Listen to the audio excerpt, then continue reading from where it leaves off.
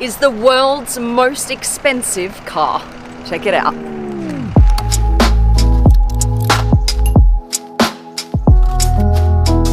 This car is 66 years old, but it's worth over $100 million.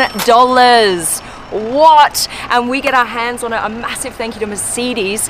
We are here in Germany in a secret location. This car here is called the 300 SLR. Now 300, that stands for 3 litre, okay? And then SLR, super light racing. This car was made in 1955.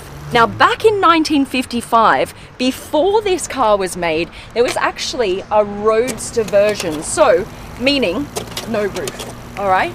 And that car back in 55 won every single race it entered and finished, including the Mille Miglia. That car was one of the most successful racing cars back then. They brought this out, but they only had the opportunity to make 2 of these coupe versions in the world before Mercedes decided they're gonna shut down their racing divisions. There's even been people saying that it's worth up to $300 million.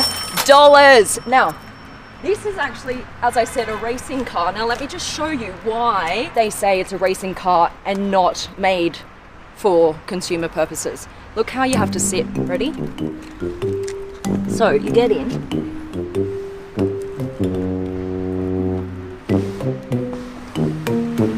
Get in, right? Look at this. This I've never seen before. Look, you've got a little space here, right? This is where usually both your legs would fit, in this space underneath the wheel. But you've got the whole drivetrain here in the middle. So you've got to sit like this. And that, my friends, is why I never wear dresses on shoots. This is not the most ladylike position. This is actually the gas pedal, and this is covered in leather because they didn't want the driver's shoes to slip off the gas pedal. Now this leather here as well, this is not for luxury purposes like leather is used today. This is actually just here because it is durable material. So when you're a driver and you're throwing your body over the side of the car to get in, they wanted to make sure that this actually lasted well. There is a button right here. Can you see that? If you actually release this, it opens up a vent from the engine. The engine is literally right there. It opens it up to release the heat from the engine, and that would literally just come into the cabin. So you'd have to have like fireproof shoes on or something if it would get pretty hot. Now the guy who used to drive this around, Mr. Uhlenhaut, actually sustained permanent hearing loss because of the sound of this engine. Isn't that mad? And that is why this car is nicknamed the Uhlenhaut Coupe. It's nicknamed after him. It only has, look, over 5,000 kilometers on the clock. And this is after 66 years. Isn't that mad? These are for the wipers. Look, you've got the Wehr wipers. This is actually to turn the engine off, so ausmachen. And then here you've got the choke. Here you've got this to pull, and then the hood opens. So we're gonna look under the hood in just a second. And this is the blinkers. Made because of course Uhlenhaut had to use this as his daily car, so he needed blinkers. This one here is the dash lights for this, and this is the dash lights for this side. Now down here we have a gated gearbox, 5 gears and reverse. Now you just got to push the button in first to release it to be able to get into first gear, okay? And then what's interesting is you see this little thing, it's actually a manual release, because to get into reverse you need to pull this up physically, and now you're actually able to pull this back into reverse. So that's there to actually make sure that it cannot just somehow flick into reverse accidentally. Material wise, as I said, leather used for durability. This here, it's very comfy. It's very much not like current racing seats. It's just like a little bit of cushioning, which is crazy. And no seat belts. No seat belts in racing. This car has a top speed of 290 kilometers an hour. Can you imagine driving 290 kilometers an hour with no seat belts? That's crazy. First things first, you pull this, the H All right, that releases it. Now we try and get out. Oh, and that is why I'll never be a racing driver. Pull this up. All right, here, and here there's a little thingamajig that you then stick in here. All right, and you push that until it clicks. All right, and now it's stable. Now, look, you have an inline 8 or a straight 8, so 8 cylinders. You can see them here very clearly. And what you might notice is this. Look, here are the brakes. So the brakes are not actually on the wheels, they're here in the middle, and that was so they could save weight from the wheels. So the wheels, this whole area here isn't too heavy.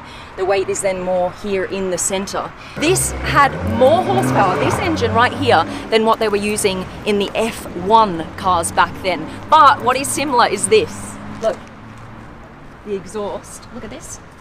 Look at this, straight out here, straight out the side, straight out the side. Where do you see that? This is going to be so loud.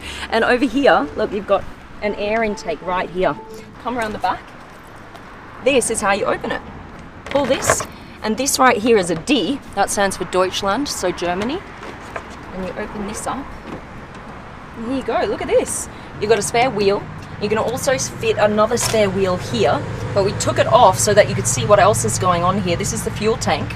So you put in the fuel right here. This is to support the brakes, and this is the fuel pump.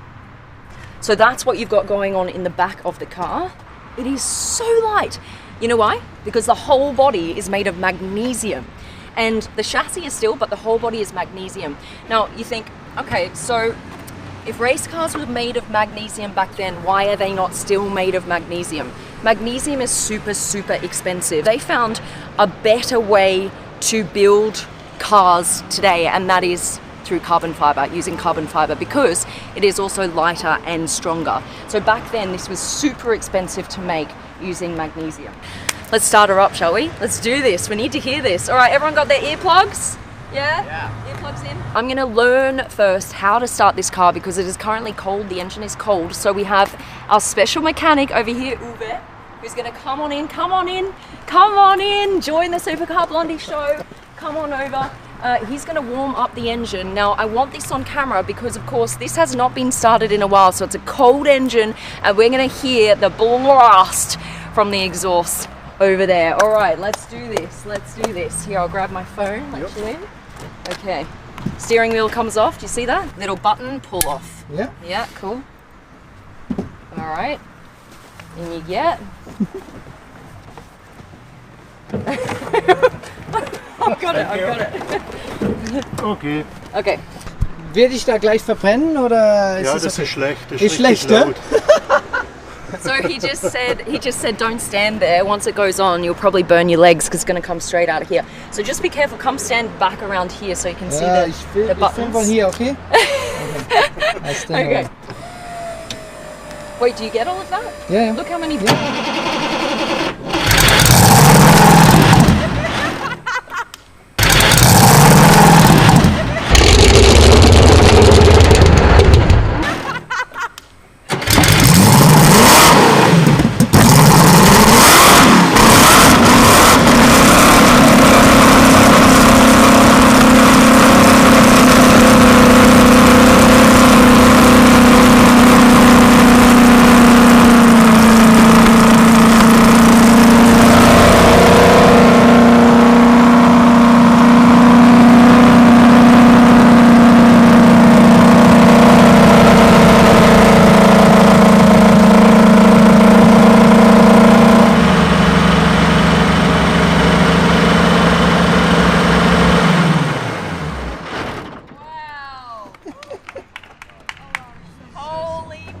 That's a way to warm an engine. Thank you, Uwe.